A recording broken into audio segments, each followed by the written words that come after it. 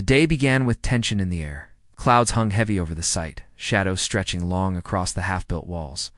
Yesterday, Harris had drilled into us the meaning of discipline, punctuality, attendance, safety, respect. Today, he promised something different: the trial of conflict. We did not have to wait long. Evan arrived late, dust still on his boots, eyes defiant. The foreman's glare froze him in his tracks. "Foreman, late again," Kevin muttered. "Kevin, traffic." The foreman's voice was cold as steel. "Foreman, excuses are the refuge of the undisciplined." But Harris raised his hand, stopping the confrontation. "Harris, today's lesson is not just about rules.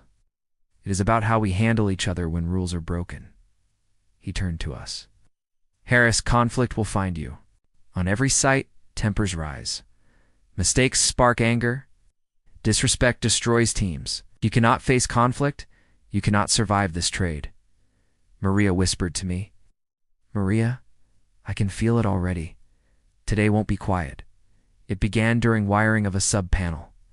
Maria measured conductors carefully, stripping exactly the right length. Kevin, impatient, rushed to land his wires. He over-tightened the lug, crushing strands. "Maria, stop. You're damaging it." Kevin snapped back. "Kevin, don't tell me what to do. I know my job." Harris's eyes narrowed. "Harris, enough. This is how conflict begins. Pride overrules respect. Now listen, discipline is not just about tools. It is about communication." The foreman stepped forward. "Foreman, apprentice, how should you have spoken to your partner?" Maria calmly, respectfully, without accusation. "Foreman, correct. And you, Kevin, how should you have responded?" Kevin lowered his head. "Kevin, by listening first. By checking before arguing." Harris, "Exactly.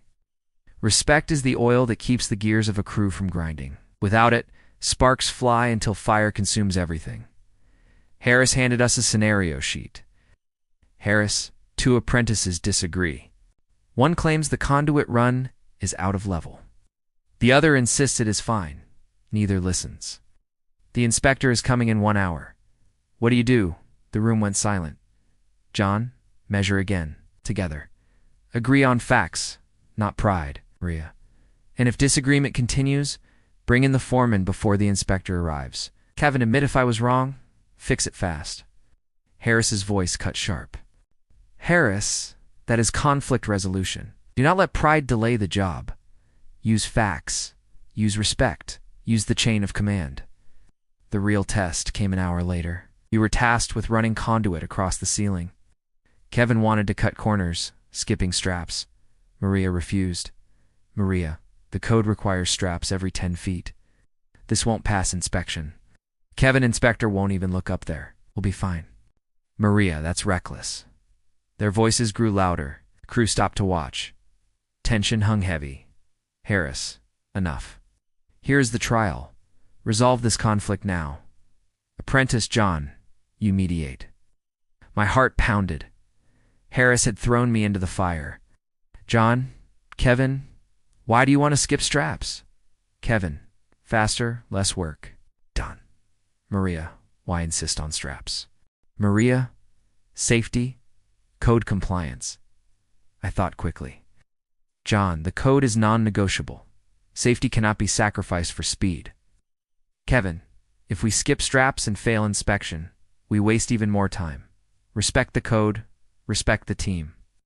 Kevin clenched his fists, then slowly released them. Kevin, "Fine. Straps it is." Harris nodded. "Harris, that is how conflict is resolved.